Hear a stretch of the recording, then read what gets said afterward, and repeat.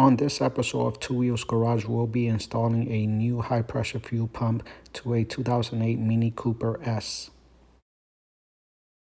Ready to install the new high-pressure fuel pump. You got to make sure that this shaft here correlates to the intake shaft. Then it's just a matter of maneuvering it and trying to get it in there.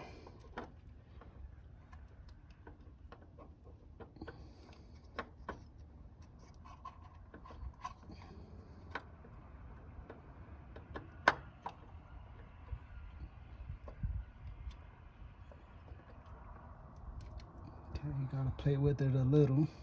Make sure it's seated. Okay, gonna go ahead and fix the first bolt on a magnetic pen because it's kind of hard to get into this little area. I'll go start it with the pen, and then I'll finish it off with the tool.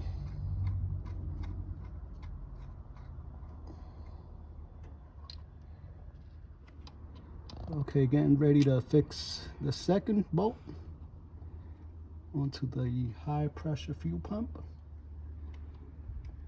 with a magnetic pen because it's hard to get into this spot. We got 3 bolts in the high pressure fuel pump. It's got 1 bolt here, another bolt down here which is hard to see, and another one over here by the, now we're going to attach the high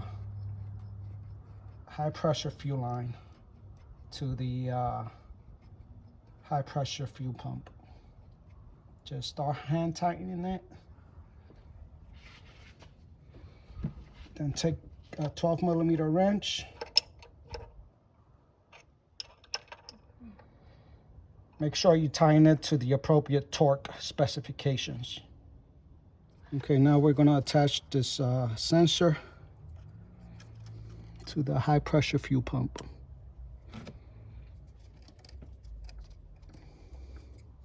You should hear it click. There. Okay, now we're going to attach the low pressure fuel line to the high pressure fuel pump. It should go there. You heard it click. We'll reinstall air intake. You just got to fish it in through here.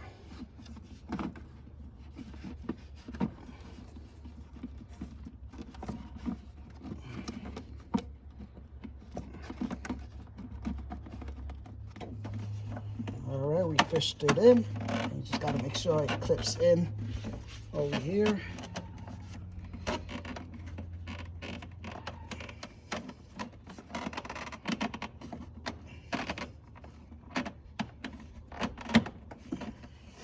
Make sure you attach this air intake box to the air intake. All right, we got to just fasten this screw here. Okay, ensure you attach your PCV hose back in. Okay, attach your air filter.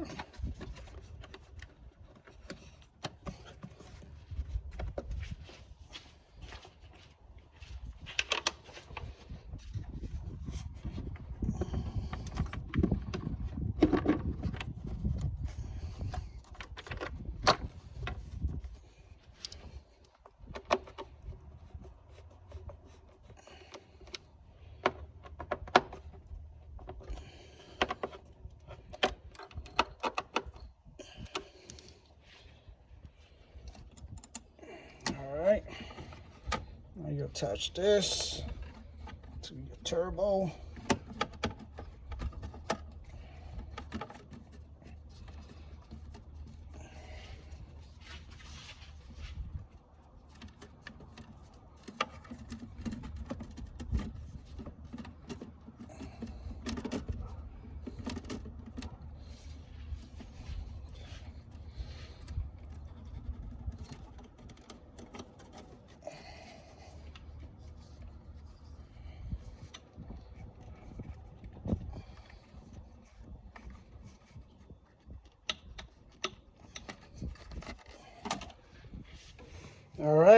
we need to tighten these up here, but I'm gonna go ahead and attach this first.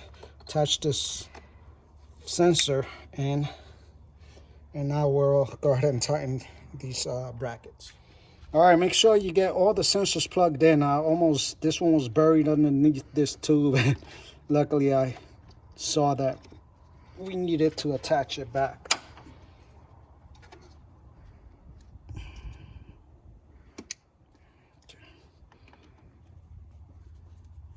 Now go ahead and tighten this hose to the turbo.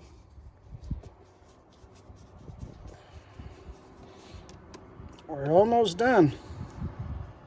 Okay, last thing there's to do is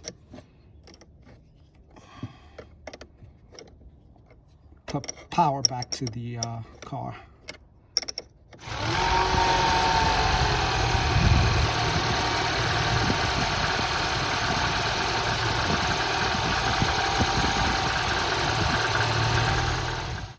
The moment we all been waiting for. Let's see if she fires up after sitting all night.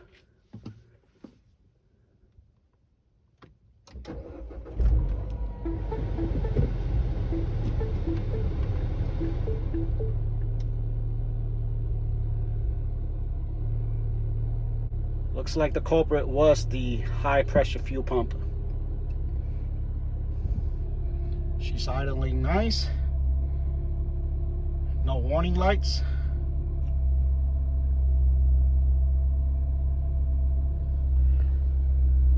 And no check engine light.